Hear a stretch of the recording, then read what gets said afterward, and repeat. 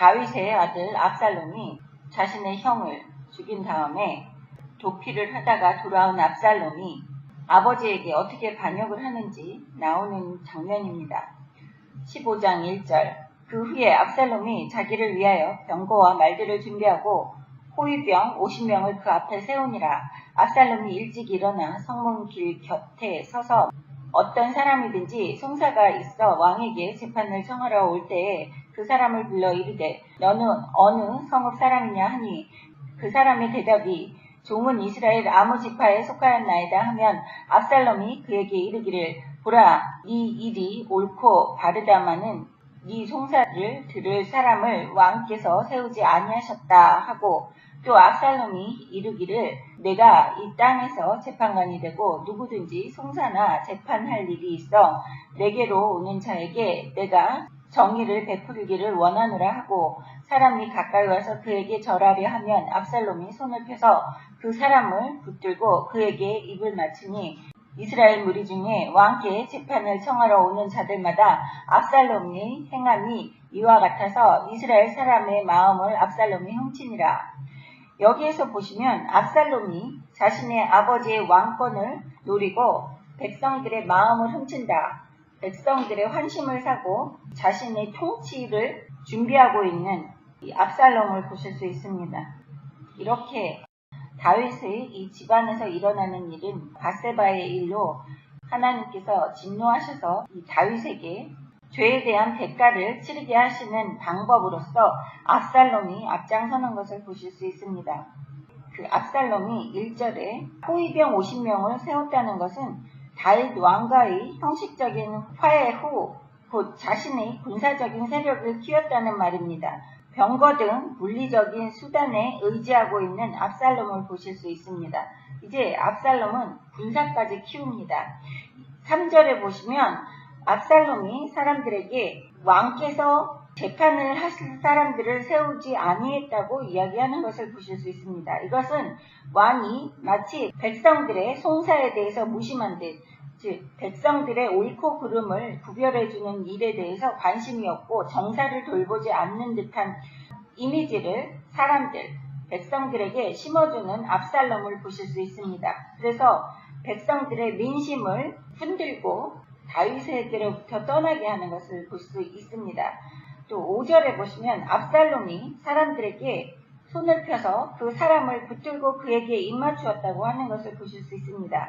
이것은 백성들에게 자신은 겸손하고 백성들을 섬길 수 있다는 그러한 의미를 부여하고 있는 것입니다.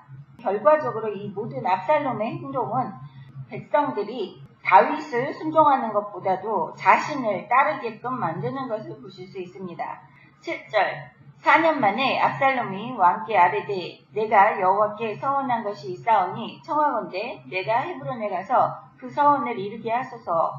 여기에서 압살롬이 4년 만에 아버지 앞에 나와서 이야기한다는 것은 그 4년 동안 압살롬이 자신의 아버지의 왕권을 빼앗으려고 음모를 꾸몄다는 기간과도 같은 것입니다. 8절 당신의 종이 아람 구술에 있을 때에 서원하기를 만일 여호와께서 반드시 나를 예루살렘으로 돌아가게 하시면 내가 여호와를 섬기리이다 하였나이다. 왕이 그에게 이르되 평안히 가라 하니 그가 일어나 헤브론으로 가니라. 이에 압살롬이 정탐을 이스라엘 모든 지파 가운데에 두루 보내 이르기를 너희는 나팔 소리를 듣거든 곧 말하기를 압살롬이 헤브론에서 왕이 되었다 하라 하니라. 그때 청함을 받은 200명이 압살롬과 함께 예루살렘으로부터 헤브론으로 내려갔으니 그들은 압살롬이 꾸민 그 모든 일을 알지 못하고 그저 따라가기만 한 사람들이다. 제사 드릴 때 압살롬이 사람을 보내 다윗의 모사길로 사람 하이두베를 그의 성읍 길로에서 청하여 온지라. 만약 하는 일이 커감에 압살롬에게로 돌아오는 백성이 많아지니라. 압살롬의 반역이 이제 눈으로 실체로 드러나는 모양을 여기에서 보실 수 있습니다. 7절에 보시면 헤브론으로 가서 그 서원을 이루게 하소서. 여기에서 헤브론이라는 것은 다윗이 초창기에 7년 반 동안 수도로 삼았던 곳으로 유다 지파 의식이 강한 지역입니다. 그곳의 사람들은 예루살렘이 새로운 왕조로 부상한 것을 은근히 시기하고 질투하는 것을 이 압살롬이 벌써 알고 있다는 것이죠. 그래서 헤브론에 가서 자신의 힘을 키우겠다는 속셈을 여기에서 볼 수 있습니다.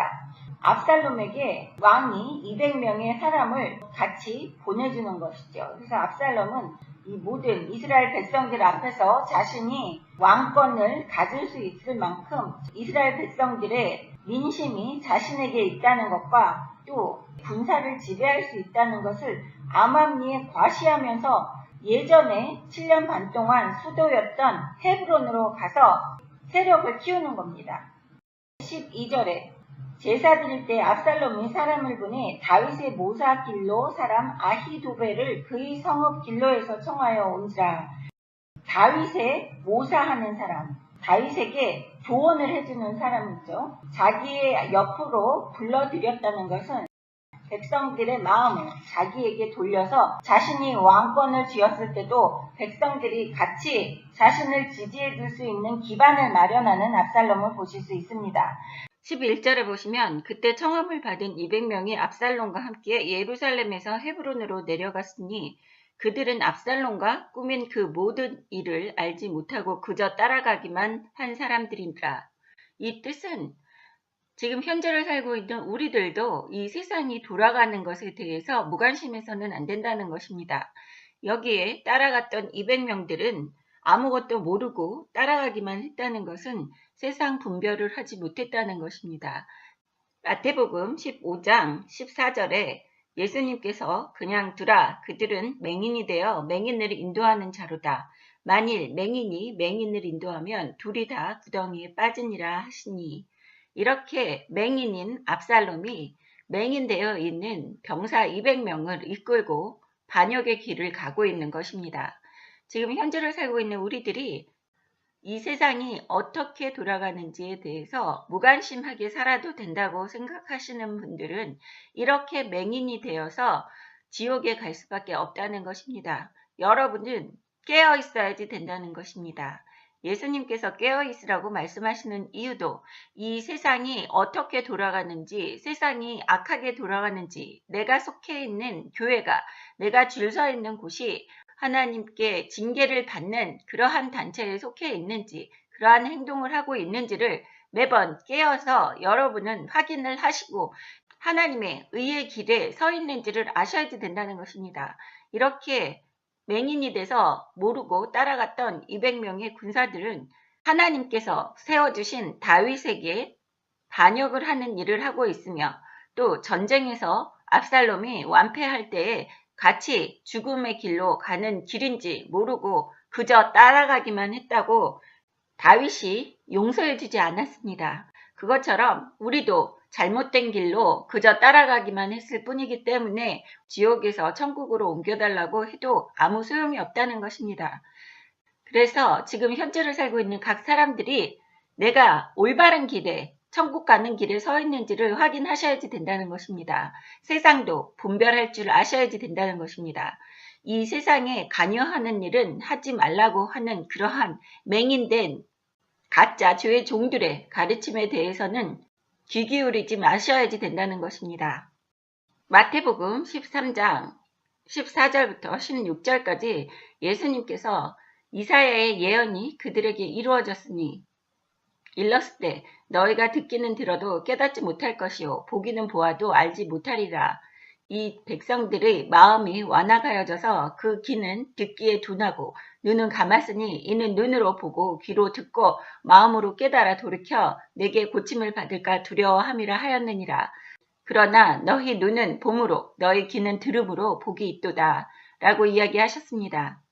이 뜻은 예수님이 진정한 메시아인지 알지 못하기 때문에 사람들이 깨닫지 못하는 것이고 예수님을 깨닫지 못한다는 것은 사람들이 아무것도 듣지 못하고 보지 못하고 귀로 들어도 깨닫지 못하고 보아도 알지 못한다고 이야기하시는 것입니다.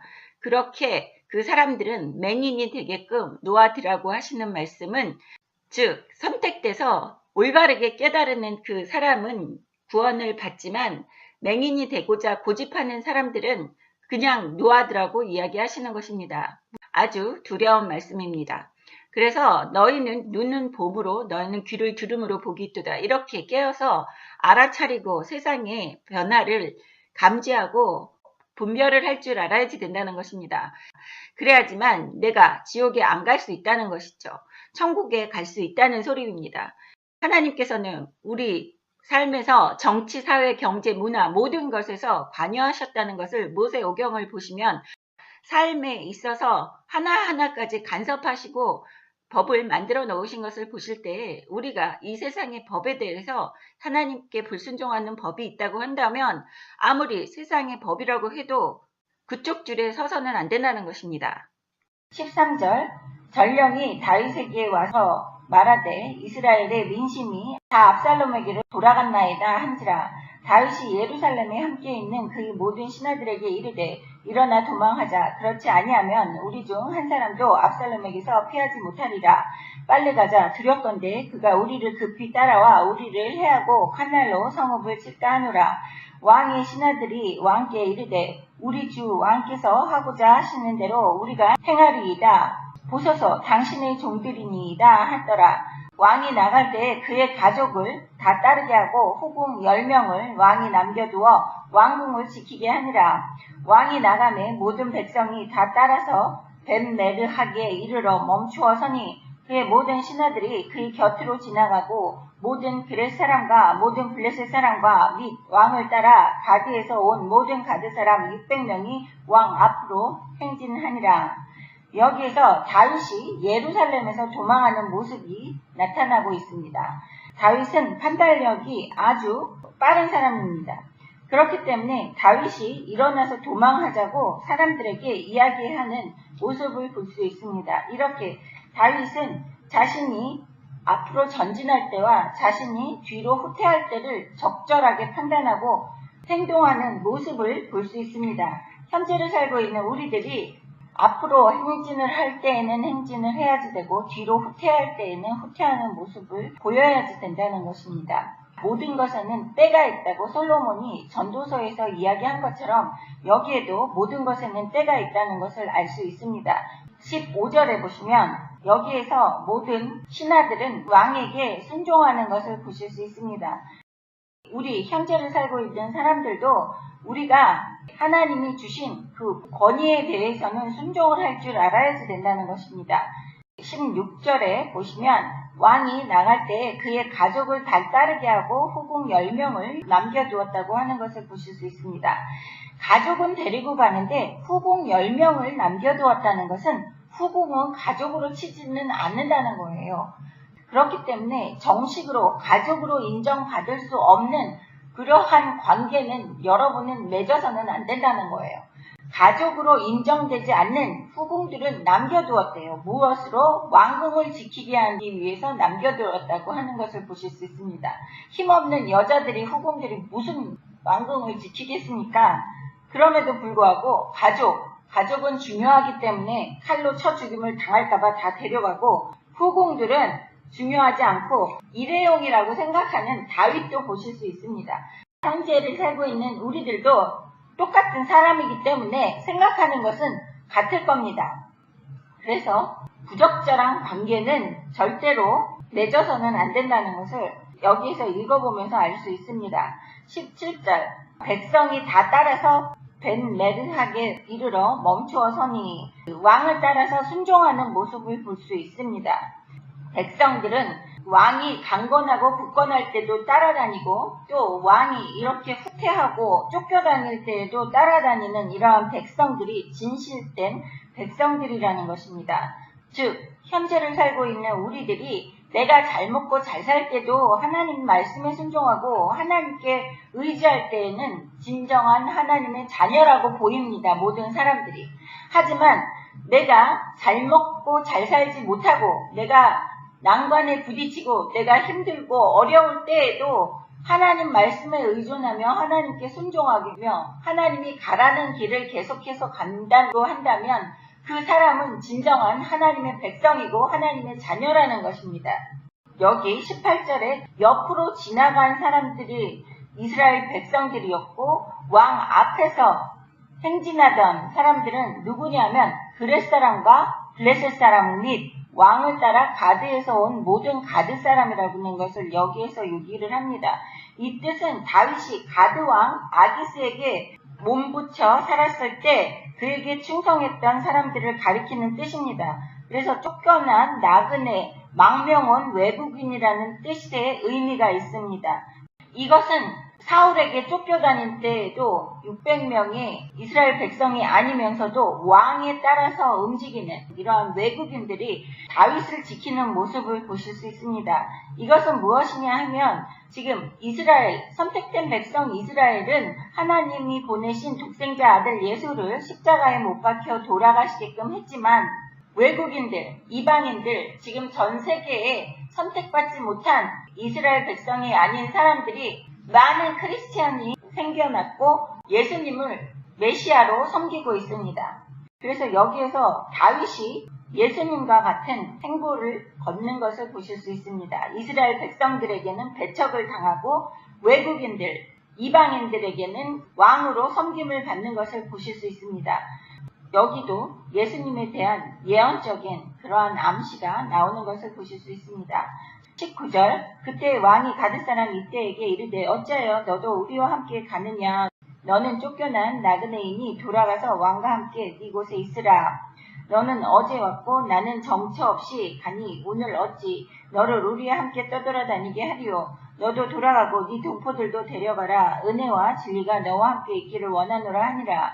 이때가 왕께 대답하여 이르되 여호와의 살아계신가 내 주 왕은 살아계심으로 맹세하옵나니 진실로 내 주 왕께서 어느 곳에 계시든지 사나 죽으나 종도 그곳에 있겠나이다 하니 다윗이 이때에게 이르되 앞서 건너가라. 함에 가드 사람 이때와 그의 수행자들과 그와 함께한 아이들이 다 건너가고 온 땅 사람이 큰 소리로 울며 모든 백성이 앞서 건너가매 왕도 기드온 시내를 건너간 모든 백성이 광야길로 향하니라. 다윗을 따르는 그러한 사람들이 건너갔다는 것이죠. 이스라엘 백성들 중에서도 다윗을 따르는 사람과 압살롬을 따르는 사람이 구분되어졌다는 것을 보실 수 있습니다. 즉 현재를 살고 있는 우리들이 지옥에 가는 길에 서 있는지 아니면 천국에 가는 길에 서 있는지 이렇게 갈린다는 것입니다. 다윗은 하나님께 기름 부음 받은 자고 압살롬은 기름 부음 받은 사람을 저주하고 대적하고 죽이려고 하는 사람입니다. 그리고 다윗이 19절에 가드 사람 이때에게 이르되 어찌하여 너도 우리와 함께 가느냐 너는 쫓겨난 나그네이니 돌아가서 왕과 함께 이곳에 있으라. 가드 사람들은 새로운 왕이 등극하면 그냥 새로운 왕을 섬기는 그러한 사람이라는 뜻으로 이름이 가드 사람이라고 이야기를 하는 것입니다. 근데 이 가드 사람들의 입에서 나오는 것이 21절에 보시면 이때가 왕께 대답하여 이르되 여호와의 살아계신가 내 주 왕의 살아계심으로 맹세하옵나니 진실로 내 주 왕께서 어느 곳에 계시든지 사나 죽으나 종도 그곳에 있겠나이다 하니 이것은 현재를 살아가는 우리들이 이방인인 선택받지 못한 이스라엘 백성이 아닌 예수만 섬기는 전 세계에 있는 하나님의 자녀들이 이야기하는 것입니다. 외국인이면서도 우리는 선택받지 못한 외국인이면서도 예수 보혈의 피로 우리가 하나님의 자녀가 된 이방인들이 하는 이야기가 뭐라고 하느냐면 내 주 왕의 살아계심으로 맹세하옵나니 진실로 내 주 왕께서 어느 곳에 계시든지 사나 죽으나 종도 그곳에 있겠나이다 라고 이야기하는 지금 현재를 살고 있는 이방인으로서 하나님의 자녀가 된 사람들의 입술로서 하는 이야기라고 보실 수 있겠습니다. 다윗에게 충성하는 사람들도 이방인들이 많았다는 것을 보실 수 있어요. 22절 다윗이 이때에게 이르되 앞서 건너라 하매 가드 사람이 이때와 그의 수행자들이 그와 함께한 아이들을 다 건너가고 온 땅 사람이 큰 소리로 울며 모든 백성이 앞서 건너가며 왕도 기드론 시내를 건너간 모든 백성이 광야길로 향하니라. 여기 사람들이 큰 소리로 울었다고 그래요. 왕으로 인정받지 못하는 다윗의 모습을 보고 다윗을 추종하고 따르는 사람들이 큰 소리로 우는 것을 보실 수 있습니다. 그것이 이스라엘 백성들 중에서 예수님이 십자가에 못 박혀 돌아가실 때의 그 모습을 보고 예수님을 메시아로 알고 있었던 사람들은 큰 소리로 울고 예수님을 따라갔다는 것이죠. 24절 보라 사독과 그와 함께한 모든 레위 사람도 하나님의 언약궤를 메어다가 하나님의 궤를 내려놓고 아비아달도 올라와서 모든 백성이 성에서 나오기를 기다리도다. 왕이 사독에게 이르되 보라 하나님의 궤를 성읍으로 도로 메어가라. 만일 내가 여호와 앞에서 은혜를 입으면 도로 나를 인도하사 내게 그 궤와 그 계신대를 보이시리라. 그러나 이와 같이 말씀하시기를 내가 너를 기뻐하지 아니한다 하시면 종이 여기 있사오니 선히 여기시는 대로 내게 행하옵소서 하리라. 여기에서 보시면 사독과 레위 사람이 언약궤를 어깨에 메고 따라간다는 이러한 모습을 보실 수 있습니다. 그렇지만 언약궤를 다윗이 갖다 두라고 그러죠. 고대에는 전쟁에 나가서 도망칠 때 자신들이 섬기던 신을 가지고 다녔습니다. 그래서 적에게 그 신을 탈취당하면 그것은 패배나 그 왕조의 지배권을 상실한다는 것을 뜻하기 때문입니다. 사울이 왕으로 있을 때 사울이 블레셋에게 언약궤를 빼앗겼었던 것을 기억하실 수 있습니다. 그때도 언약궤를 빼앗음으로써 자신들의 전쟁에서의 승리를 굳건하게 모든 사람들에게 보이는 모습을 보실 수 있었습니다. 다윗이 압살롬의 반역을 피해 도망치려고 하는데도 불구하고 이렇게 사독과 아비아달이 언약궤를 메고 따라다니는 것은 지극히 자연스러운 반응입니다. 하지만 성소에 모셔드렸던 다윗이 하나님의 임재를 그곳에 모셨다고 자기는 생각하고 있는 것입니다. 그리고 이스라엘에게 언약궤가 승리를 보장한다는 일종의 부적과 같이 생각하는 그러한 언약궤를 부족이 아니라는 것을 모든 사람들에게 보여주는 것입니다. 그러면서 이 언약궤를 도로 예루살렘으로 가져간다고 이야기를 하지요. 우리 현재를 살고 있는 사람들에게 각인시켜 주는 것이 하나님께서는 어디든지 계신다는 것을 의미를 우리에게 가르쳐주고 있는 것입니다. 그래서 사독에게 이르되 보라 하나님의 궤를 성읍으로 도로 메어 가라. 만일 내가 여호와 앞에 은혜를 입으면 도로 나를 인도하사 내게 그 궤와 그 계신대를 보이시리라. 다윗은 이제 언약궤를 부적처럼 모시는 그러한 신앙심에서 벗어나서 어디에 가든지 하나님께서 원하시는 뜻대로 나에게 행하실 거라는 믿음을 갖고 있는 것을 보실 수 있어요. 이렇게 예전에 고대 시대의 그 사람들이 언약궤에서 벗어나서 이제 하나님이 전지전능하시며 어느 곳에서도 계시고 모든 것을 할 수 있는 하나님이라는 것을 다윗은 자신의 입술로 선포하는 것을 보실 수 있습니다. 우리도 이렇게 자유로운 믿음을 가져야지 돼요. 어떤 교회에서는 십자가가 부적처럼 여겨지기 때문에 십자가를 벽에다 걸지 않는다고 그래요. 성전에다가. 그러한 교회도 있다고 그러지만 부적이라는 의미가 아니고 다윗도 성전에는 언약궤를 모셨습니다. 그 언약궤를 모셨지만 다윗의 마음은 자유롭게 부적이라고 생각하는 이스라엘 백성들의 마음과는 달리 언약궤로부터 자유로워 있는 다윗을 볼 수 있습니다. 하지만 언약궤는 그 성소에 예루살렘 성전에 있어야지 된다고 생각을 하는 다윗을 볼 수 있어요.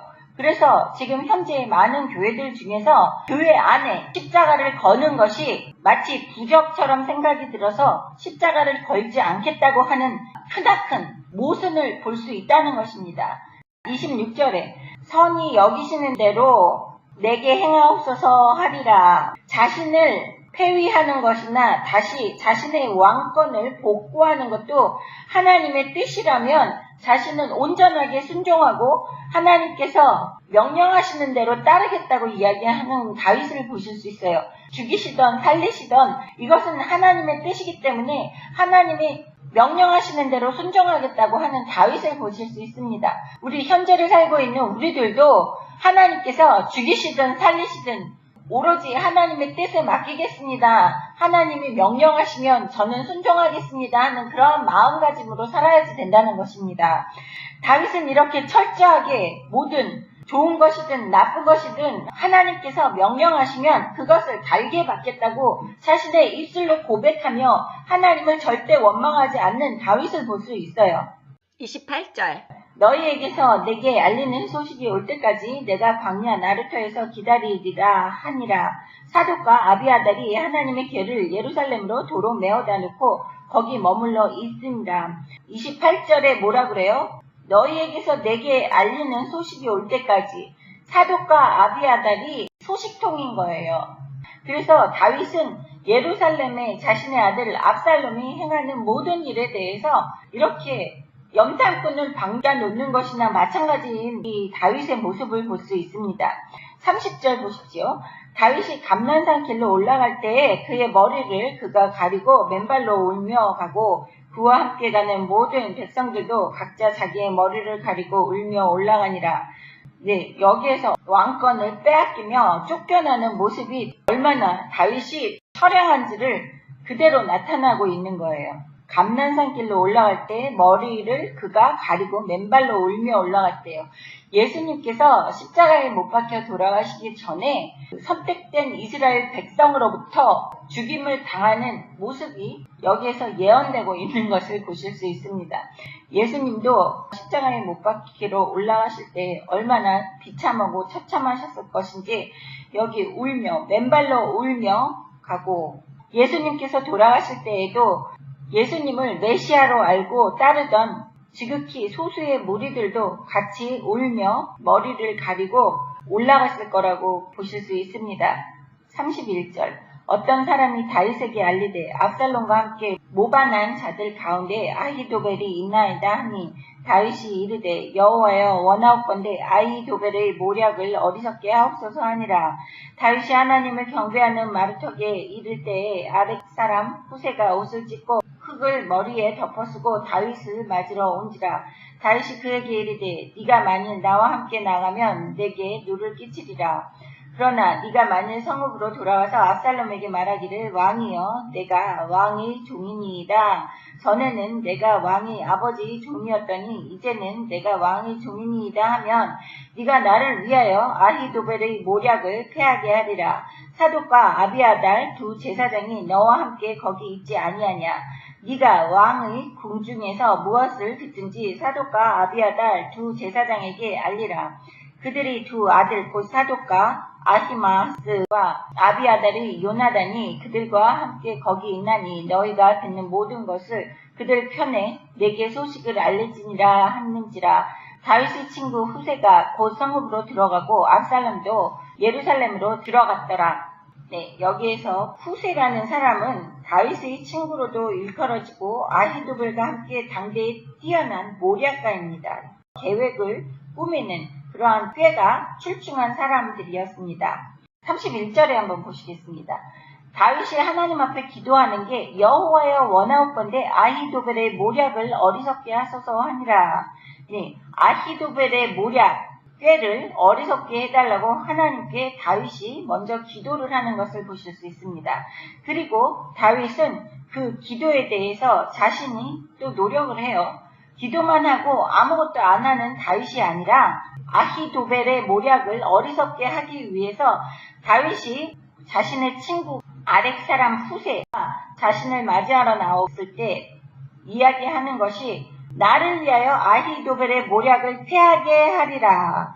너는 압살롬에게 가서 압살롬을 섬긴다고 이야기를 하고 아히도벨의 모략을 꾀를 짜서 패하게 만들라고 명령하는 다윗을 보실 수 있습니다. 그리고 사독과 아비아달 두 제사장이 벌써 예루살렘에 있다고 후세에게 알려주는 것을 보실 수 있어요. 그래서 다윗은 하나님께 기도만 하는 것이 아니라 자신이 다시 왕권을 탈취하기 위해서 회를 내는 다윗을 보실 수 있습니다. 지혜도 하나님께서 주시는 지혜라고 제가 항상 말씀을 드렸었습니다.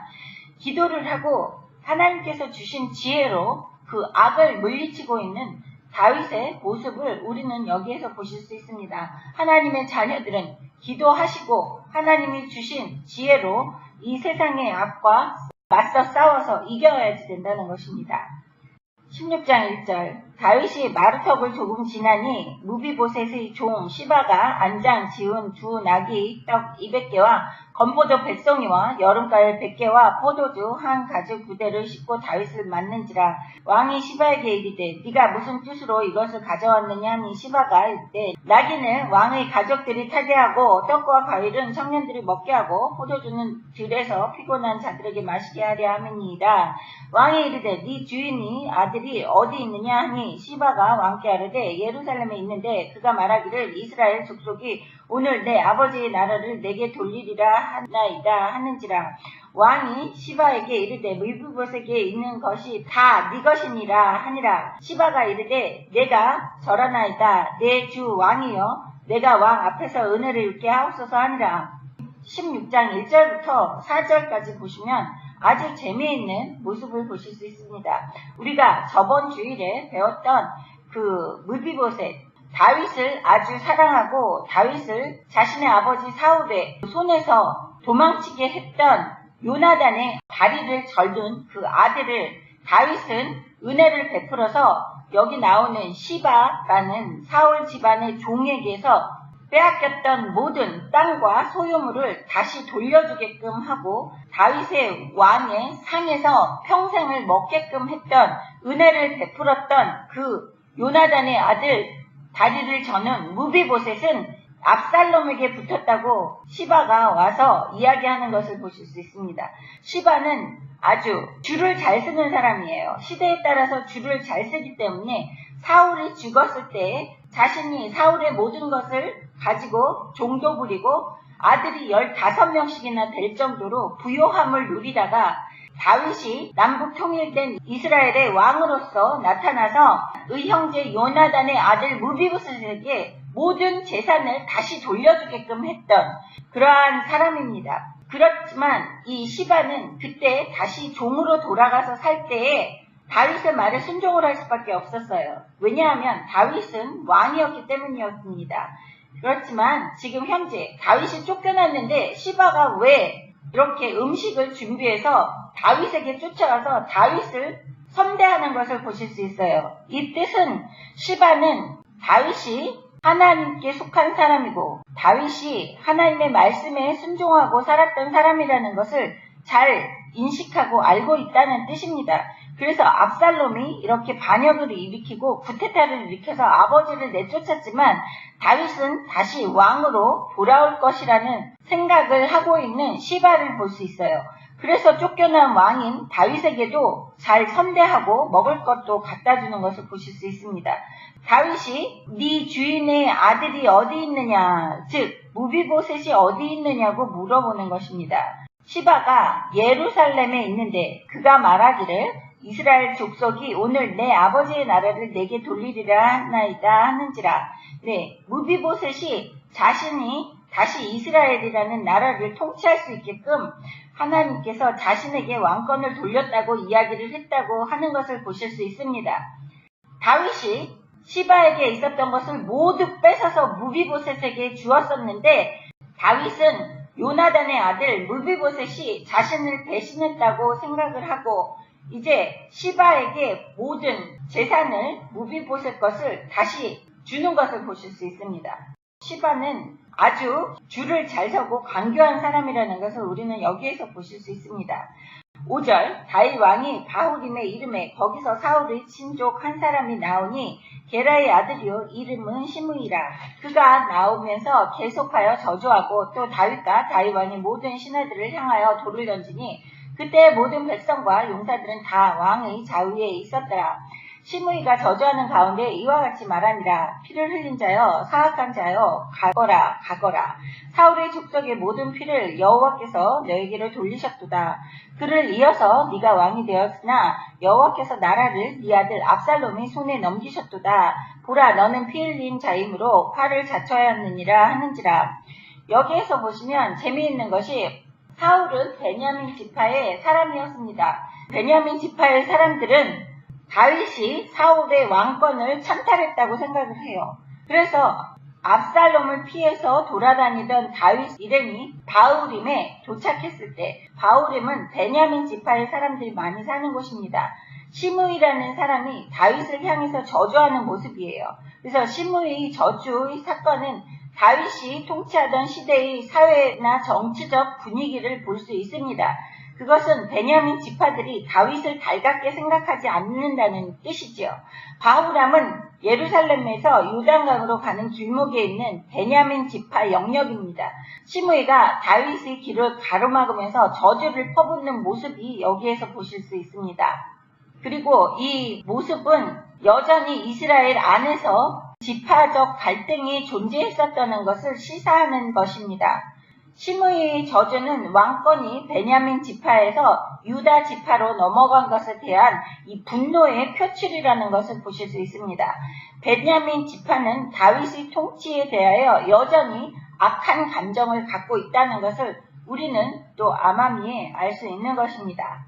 9절 읽겠습니다. 수리아의 아들 아비새가 왕께 여짜오되 이 죽은 개가 어찌하여 내 주 왕을 저주하리이까 청하건대 내가 건너가서 그의 머리를 베게 하소서 하니 왕이 이르되 수리아의 아들들아 내가 너희와 무슨 상관이 있느냐 그가 저주하는 것이 여호와께서 그에게 다윗을 저주하라 하시니 네가 어찌 그리하였느냐 할 자가 누구겠냐 하고 또 다윗이 아비새와 모든 신하들에게 이르되 내 몸에서 난 아들도 내 생명을 해하려 하거든 하물며 이 베냐민 사람이랴 여호와께서 그에게 명령하신 것이니 그가 저주하게 버려두라.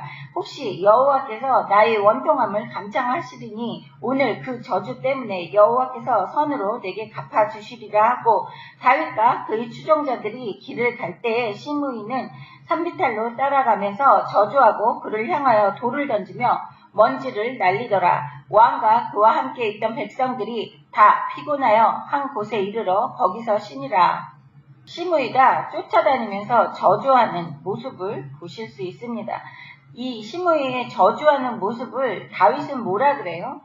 하나님께서 시므이에게 자기를 저주하게끔 하라고 하셨기 때문에 시므이가 나를 저주하는 것이다. 그렇기 때문에 나는 그 저주도 달게 받겠다. 그래서 11절에 마지막에 그가 저주하게 버려두라. 하나님께서 나를 저주하게 하신 것이지 저 사람이 나를 저주하는 것이라고 이야기하지 않는 다윗을 보실 수 있습니다. 자신이 왜 저주를 받아야지 되는지, 자신이 왜 이렇게 수치를 당해야지 되는지 아주 잘 알고 있는 다윗을 보실 수 있습니다. 모든 것이 좋지 않은 상황이 내 삶에 일어난다고 한다면 그것은 하나님께 불순종했던 그러한 것에 대한 결과물로서 내가 하나님께로부터 받는 버리겠거니 생각하시고 그 사람에 대해서 같이 맞대하거나 저주하거나 그 사람과 싸워서는 안 된다는 것을 여기에서 이야기하고 있는 것입니다. 제일 중요한 것이 우리가 하나님께로부터 그 시험을 당하든지 고통을 당할 때 다윗이 한 것처럼 해야지 된다는 것이에요. 12절 보십시오. 혹시 여호와께서 나의 원통함을 감찰하시리니 내가 이렇게 수치를 당하고 내가 원통하고 내 마음이 이렇게 괴로운 것을 하나님께서 알고 계실 거라는 이야기이십니다. 그래서 오늘 그 저주 때문에 여호와께서 선으로 내게 갚아주시리라 하고 내가 이렇게 감당하고 하나님께서 하시는 징계를 감사함으로 받으면 내 마음을 알아주시고 하나님께서 나를 용서하시고 다시 나에게 축복을 해 주실 거라는 이 믿음을 볼 수 있습니다. 다윗은 항상 자신의 믿음과 하나님께서 나에게 어떻게 해주시기를 원하는지를 입술로서 계속 고백을 하는 거예요. 이 뜻은 우리가 하나님과 같이 내 삶을 개척해야지 된다는 것이에요. 하나님께 우선 믿음으로 나를 어떻게 해주시겠지 하고 고백하고 선포하는 다윗의 모습을 볼 수 있습니다. 그래서 여러분은 어려운 상황에서 힘든 상황에서 아니면 어떠한 상황에서도 나의 삶을 내가 계획하는 모든 것을 믿음으로 선포하시고 입술로서 고백을 하세요. 내가 지금 힘들어도 하나님께서 내가 이런 힘든 일을 고통을 감내하고 이겨내고 하나님께 감사함으로 이겨낸다고 한다면 하나님께서 나한테 이렇게 해주시겠지라는 믿음을 입술로서 선포하시고 여러분의 삶을 개척해 나가셔야지 된다는 것입니다. 힘든 상황이 있을 때 내가 가만히 주저앉아서 애통하고 원통해하지만 마시고 다윗처럼 오늘 그 저주 때문에 여호와께서 선으로 내게 갚아주시리라 라고 입술로서 고백하시라는 거예요.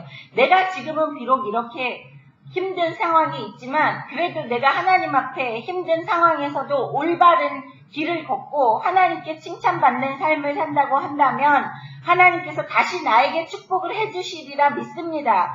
이러한 고백을 하시는 여러분이 되시기를 주님의 이름으로 축원합니다. 15절에 보시겠습니다.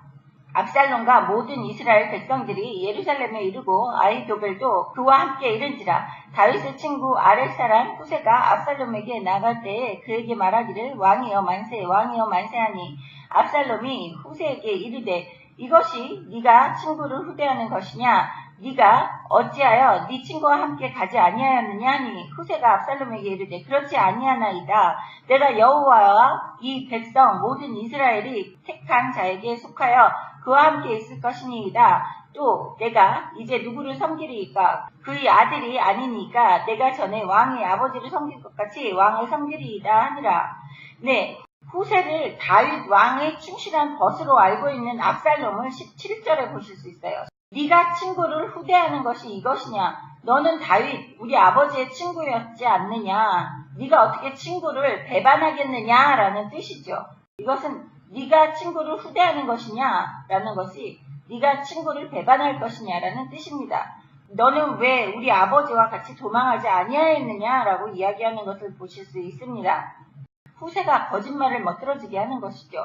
뭐라 그래요? 압살롬이 마치 진정으로 하나님께서 선택하신 왕처럼 이야기를 해줍니다. 그리고 백성들이 택한 자에게 속하여 그와 함께 있을 것입니다. 하나님과 백성이 택한 왕 압살롬과 함께 있겠다고 거짓말을 하는 후세를 보실 수 있어요. 그래서 때로는 악한 독사의 자식들에게 하나님의 뜻을 이루고 계획을 이루기 위해서는 이렇게 거짓말을 해도 된다는 것입니다. 독사의 자식들은 사탄의 자식들을 이야기하는 것입니다. 19절 또 내가 이제 누구를 섬기리까 라고 이야기를 하죠. 이제 나는 섬길 사람이 없습니다. 그리고 내가 전에 섬기던 왕 다윗의 아들이 압살롬 너기 때문에 내가 압살롬이 왕이 됐으니까 다시 너를 섬기겠다라고 이야기하는 것을 보실 수 있습니다. 20절 압살롬이 아히도벨에게 이르되 너는 어떻게 행할 계략을 우리에게 가르치라 하니 아히도벨이 압살롬에게 이르되 왕의 아버지가 남겨두어 왕궁을 지키게 한 후궁들과 더불어 종침하소서. 그리하면 왕께서 왕의 아버지가 미워하는 바 됨을 온 이스라엘이 들으리니 왕과 함께 있은 모든 사람의 힘이 더욱 강하여지리이다 하니라. 이에 사람들이 압살롬을 위하여 옥상에 장막을 치니 압살롬이 온 이스라엘 무리의 눈앞에서 그 아버지의 후궁들과 더불어 동침하니라. 그때 아히도벨이 베푸는 계략은 사람이 하나님께 물어서 받은 말씀과 같은 것이라. 아히도벨이 모든 계략은 다윗에게나 압살롬에게나 그와 같이 여겨졌더라. 여기 아히도벨이라는 사람은 아주 사악한 사람이라는 것을 보실 수 있습니다. 20절부터 23절까지는 압살롬이 예루살렘에 입성했을 때 그의 모사인 아히도벨은 압살롬에게 다윗 왕이 궁을 지키게 했던 후궁들과 동침하라고 조언을 해요. 이 뜻은 전쟁에서 승리한 자가 패배한 왕의 여자와 동침하는 것은 일종의 반역이나 권력 천탈을 상징하는 것입니다. 그래서 상대의 왕권을 자신이 차지했다고 사람들에게 선언하는 것과도 마찬가지 일입니다. 그래서 압살롬은 이 행위를 통해서 자신의 힘과 권세를 과시합니다. 하지만 그것은 다윗이 밧세바와 간음을 저질렀을 때 하나님께서 나단을 통해서 예고하신 심판의 말씀이 이루어지는 것을 보실 수 있습니다. 12장 11절 보겠습니다. 여호와께서 또 이와 같이 이르시기를 보라 내가 너와 네 집에 재앙을 일으키고 내가 네 눈 앞에서 네 아내를 빼앗아 네 이웃들에게 주리니 그 사람들이 네 아내들과 더불어 백주에 동침하리라. 네, 여기 이웃이라고 나와 있지만 아들에게 주었죠. 아들에게 주어서 압살롬이 백주 대낮에 사람들 앞에서 백성들이 보는 앞에서 옥상에 장막을 치고 후궁들과 더불어 동침하는 모습을 22절에서 이야기하는 것입니다. 이렇게 더욱더 불행한 사실은 이것이 아버지와 아들 사이에서 벌어지는 문제라는 것입니다. 압살롬의 행위는 아버지의 아내를 취하는 죄를 범하는 것입니다. 신명기 22장 30절 보겠습니다. 사람이 그의 아버지의 아내를 취하여 아버지의 하체를 드러내지 말지니라. 이 금지하신 일을 다윗의 집안에서 아들인 압살롬이 행하는 것을 보실 수 있습니다. 23절에 보시면 그때 아히도벨이 베푸는 계략은 사람이 하나님께 물어서 받은 말씀과 같은 것이다. 네, 아히도벨의 말이 모든 사람들에게는 그 법과 같이도 행해졌다는 거예요. 아히도벨의 말이 하나님께로부터 이야기하는 것처럼 들려졌기 때문에 다윗도 아히도벨의 말을, 그리고 압살롬도 아히도벨이 하는 계략들을 다 믿고 그대로 행했다는 것을 여기에서 보실 수 있습니다. 그래서 우리 주변에는 악한 사람을 구분을 하고 쳐내야지 되는 것입니다. 악한 사람들과 같이 더불어서 하나님의 자녀들이 어울려서 살아서는 안 된다는 것이에요. 그래서 제가 항상 하는 얘기가, 다시 한번 말씀드리지만, 세상의 사람들과는 전도의 대상이지 같이 어울리고 그 사람들의 말을 따르고 조언을 듣고 우리의 행동을 그 사람들이 시키는 대로 해서는 안 된다는 것입니다. 철저하게 우리는 하나님의 말씀에 순종하며 하나님이 원하시는 방식대로 사는 삶을 살아야지 된다는 것을 알 수 있습니다. 기도하시겠습니다. 감사합니다. 하나님 아버지, 오늘 하나님 아버지 말씀으로 우리의 삶에서 순간순간마다 매번 아버지께 우리 입술로서 선포하고 감사드리며 아버지와 같이 우리의 미래를 계획할 수 있도록 허락하여 주시옵소서. 감사드렸고 우리 주 예수님의 이름으로 기도드렸습니다. 아멘.